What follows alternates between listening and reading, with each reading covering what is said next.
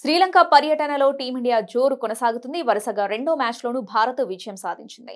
3 టీ20ల సిరీస్లో భాగంగా ఆదివారం జరిగిన రెండో టీ20లో టీమిండియా డక్వర్త్ లూయిస్ పద్ధతిన 7 వికెట్ల తేడాతో గెలుపొందింది. ఈ మ్యాచ్కు పదే వర్షం అంతరాయం కలిగించగా అంపైర్లు భారత లక్ష్యాన్ని 8 ఓవర్లలో 78 పరుగులకు కుదించారు. ఈ గెలుపుతో టీమిండియా 3 టీ20ల సిరీస్ను మరో మ్యాచ్ మిగిలి ఉండగానే 2-0తో కైవసం చేసుకుంది. ఈ సిరీస్ విజయంతో టీమిండియా నయా head coach Gautam Gambhir, captain Suryakumar Yadav బోని కొట్టారు. ఈ మ్యాచ్ లో ముందుగా బ్యాటింగ్ చేసిన శ్రీలంక నిర్ణీత 20 ఓవర్లలో 9 వికెట్లకు 161 పరుగులు చేసింది.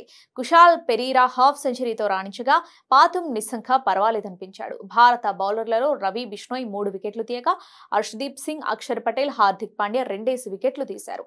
అనంతరం భారత్ 6.3 ఓవర్లలోనే 3 వికెట్లకు 81 పరుగులు చేసి సునాయాస విజయాన్ని అందుకుంది. యశస్వి జైస్వాల్, సూర్యకుమార్ యాదవ్, హార్దిక్ పాండ్యా రాణించారు. శ్రీలంక బౌలర్లలో మహేష్ తీక్షణ, వానిందు హజరంగా, మహేష్ పతిరనాథాలో వికెట్ తీశారు. ఇక 162 పరుగుల లక్ష్య ఛేదనకు దిగిన భారత్ 3 బంతులాడి 6-0 పరుగులు చేయగానే వర్షం అంతరాయం కలిగించింది. డక్వర్త్ లూయిస్ పద్ధతిలో భారత్ లక్ష్యాన్ని 8 ఓవర్లలో 78 పరుగులుగా నిర్ణయించారు. ఇక క్రీజ్లోకి వచ్చిన సూర్యకుమార్ యాదవ్తో యశస్వి జైస్వాల్ విధ్వంసకర బ్యాటింగ్తో చెలరేగాడు. ఆ తర్వాత హార్దిక్ పాండ్యా ఓ భారీ సిక్సర్తో పాటు 2 బౌండరీలు బాది విజయ లాంఛనాన్ని పూర్తి చేశాడు.